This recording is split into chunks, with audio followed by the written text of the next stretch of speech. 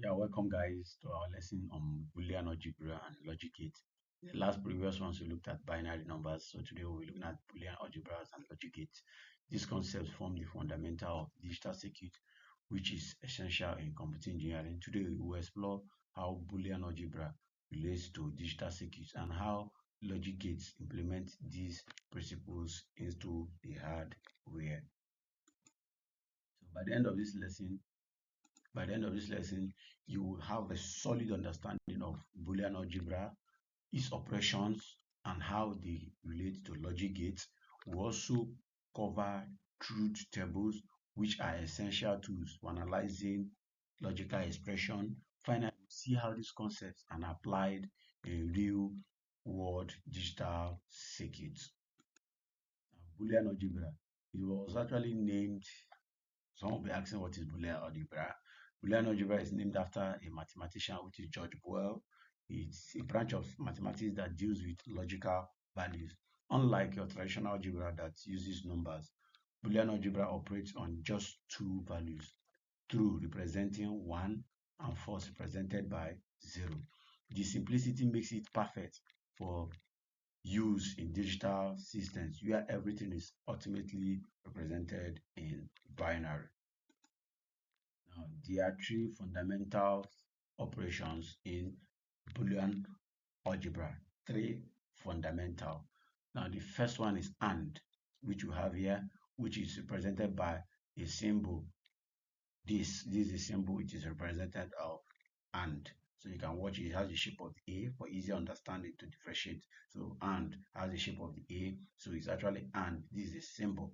Then it returns true only if all the inputs are true. So if A is true, B is true, AND is true. Then if not, it is false. We'll look over that at the end when we start talking about each and every one of them. Then we have OR. OR actually returns is represented by V. It returns true if at least one of the input is true, else everything is false. So if one input is true, it will return true. Then we have not. Not actually works with negative value, not negative, but invert the input. So if one is true, it will convert. If you add not to make it false, so it inverts the input, changing true to false or false to true. So these operations form the building block for more complex logical expressions. Now, the truth tables are tools used to display all possible combinations of inputs and their corresponding outputs for a logical operation. Let's look at the truth table for an AND operation. So for an AND operation, we have two inputs. We have P and Q. So this is input P, this is input Q.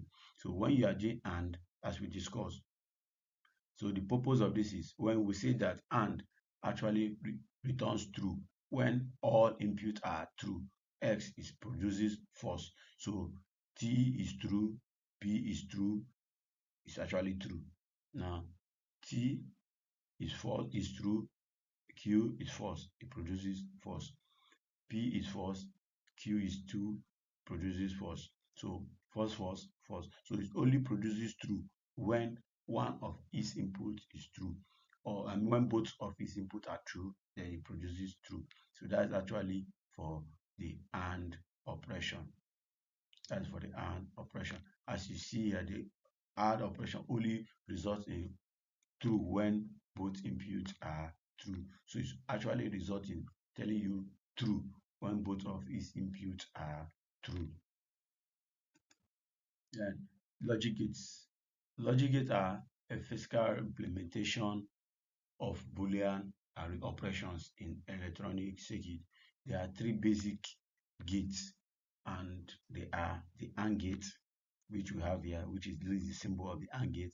We have the OR gate, and we have the NOT gate. So this is actually the three gates. So the AND gate only outputs high when all the inputs are high. So if this is 1, this is 1, it will output 1. If not, it will output 0. So when these two inputs are on, then it's actually output on. Then when it's off, it will not output until the both of them are on. So we'll be looking at some implementation of circuit like this where we implement something like this logic gate. Then we have the OR gate, which outputs 1 when at least one input is 1. So if one of these is 1, it outputs 1. If not, it will output 0. So not actually invert. So if you pass 1 here, it's going to bring out off. Then if you pass off here, it's going to turn it on. Each gate has its own unique symbol and truth table. We will explore all of them in the following slides. Now the AND gate. The AND gate is represented by a symbol AND. So this is the symbol we use to represent an AND gate. Now each truth table matches the AND operation we saw earlier, we talked about. So in a real world application of an AND gate might be in a security system where two conditions must be met to grant access. So let's say, for instance, like in a bank vault, for the vault door to open, the vault, I mean, is actually where they store money in the bank. Now, for the bank manager to access that vault, two conditions must be met. Either they have this iris scan, that the scan is iris on his eye and fingerprint. So if one of them is wrong, the vault is not going to open. So his fingerprint must be correct and his iris of the bank manager must be correct before you can have access to the vault being open. So this is actually a real life example application of this AND gate. So the two of them must be true. Just like in your car system too. If you sit in the car, turn on your car, immediately you start your car on. If you are seated on the car and you're not putting on seat belt, your car will be beeping, making some sound telling you that connect plugins, connect your seatbelt, fix your seatbelt. Now, but if you're not fix the seatbelt, now if the seatbelt is connected and you're seated on your seat, it will not make any noise. But if one of them is not true, the car is on and you're not seated on the seat, but you fix seatbelt, it will be beeping. But if you're seated on the seat and you have not connected your seatbelt, it will be beeping. It will stop beeping when you are seated and your seatbelt is connected. Then you see the sound will stop making noise. This is under real life application of this AND gate. Entering a correct password and scanning a valid ID card. So for the bank manager access, he must actually enter the correct password and he must scan the VID card, or either he uses his eye to have access. So this is actually a real life application of this AND gate. Then we have the OR gate. OR gate is represented by the symbol over here. You have this where whichever one that is true, it brings out true. Now the truth table shows that the output is high if either or both inputs are high. So either of the inputs is high, whichever one is high. If the both inputs are high, it's actually high. But if the both inputs are low, it is low. So it's actually input is high if either of any inputs are high. So either means if both inputs are high, it will be high. If any of the inputs are high, it will be high. But if both are low, it's going to be low. So an example of an AND gate in use might be at a home heating system that turns off if the temperature is low or if the user manually activates it. So for instance, your those that are actually mostly in UK or in house where you have your AC, and when your temperature is actually low, for the western region, when your temperature is actually low, it actually turns on, the heating system turns on. But in our own environment, like in Africa, your AC works when when the temperature is high, the AC turns on. You can actually turn on automatically. It senses that this temperature is going above 20 or 30 degrees Celsius. AC turns on by itself. Then, or you can actually manually activate it. So if you do not activate it, it can actually turn on by itself. So this is actually where your OR gate comes to play. Then we have the NOT gate. We have the NOT gate. It's also called an inverter. So just like normal, I don't like normal inverter, but just the name is actually an invert. It inverts whatever comes through it. So it's a symbol represented by this. Just usually has one input and one output. So each truth table is simple. So if I am 0, I'll make it 1. If I am 1, I'll make it 0. So its output the opposite of is input. So whatever is input, that will give you the same output of it. Not gates are often used in toggle switches where they press invert, where each press inverts the state. So just like your switch, when you press your switch, that's where you mostly use it. So when you turn on your switch, it turns off. When you do this, so those toggle switches on and off, on and off. So you press it, it on, press it, it off. So that's actually a real life application of your NOT gate. Now, combining logic gates. Logic gates can be combined to create more complex circuits. Here's an example which we have over here. We can actually combine AND gate, we have NOT gate, AND gate, and OR gate together to produce a truth table like this, a more complex system. Now, a Boolean expression for this circuit will be the output which we have here, Q, which is over here. So the Boolean expression for all this is actually this Q, which is the output. By understanding how these gates work together, we can analyze and design sophisticated digital systems. So most of all these systems you see, like your car alarm system, your trigger alarm, all those stops, sophisticated digital system, your microwave, that your microwave will not turn on unless you shut the door, or your fridge will not light will not turn on unless you shut the door. All those kind of digital sophisticated digital systems are actually implemented using logic gates. So Boolean algebra follows several laws that allows us to manipulate and simplify logical expression. So most of all those outputs we have, some of them are usually big. So you can actually use these laws to miniaturize the components you are buying to make it more smaller. So when you do all these algebraic laws, it actually reduces the number of components you buy, making it easier and simplifying your circuit. So we have the combinative law, which is actually when A and B. If you have A and B, it's actually what? Is equivalent to B and A.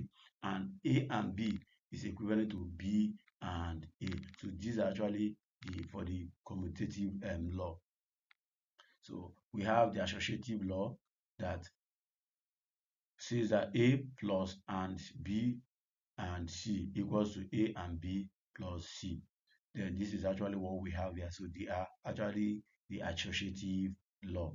Then we have the distributive law that says that A and B or C is equals to A and B